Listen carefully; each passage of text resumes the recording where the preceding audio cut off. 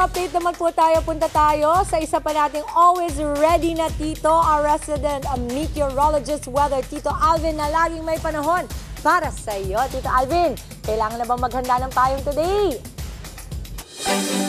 Good morning, Mama Dims, at good morning mga kapatid. Bulat panahon na po tayo ngayong umaga ng Lunes. Ako, Mama Dims, maganda at maliwalas ang panahon natin ngayong umaga dito sa Metro Manila. At kapansin-pansin nga, medyo mababa ang ating tsansa ng pagulan dahil umaatras o humihina yung ating habagat. Pero always ready tayo dapat. Ugalin pa rin natin ang pagdadala ng payong para nga in case meron tayong mga possible pa rin mga localized o isolated na pagulan o thunderstorms. Pero sa pangkalahatan, maganda at maliwalas ang panahon natin sa malaking bahagi ng Metro Manila at pwedeng maglaba.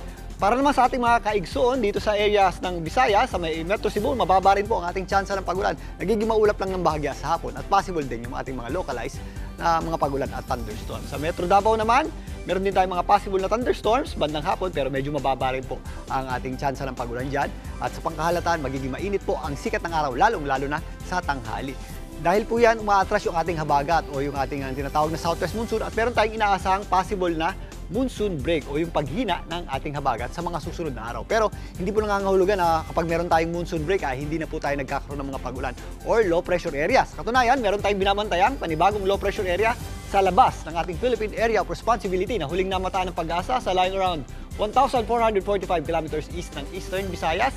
Ito po ay malayo sa anumang bahagi ng ating bansa at wala pa pong direktang epekto sa ating bansa. Pero kung mapapansin yung ating wind simulation, yan po ay posibleng kumilos at bahagyang lalapit sa ating landmass or kalupaan by the end of this week. Kaya patuloy natin yung babantayan. Pero for the meantime, maganda at maliwalas ang panahon natin in the next few days. Kaya mag-ready po tayo if ever medyo matindi ang sikat ng araw. Mag-ready po tayo ng mga sunblock at mga pananggalang din sa ulan at yung ating payong ay magagamit din po natin yan sa matinding sikat ng araw. At yan muna latest sa ating lagay ng panahon ngayong Monday morning. Ako po ang inyong weather Tito Alvin na laging may panahon para sa'yo.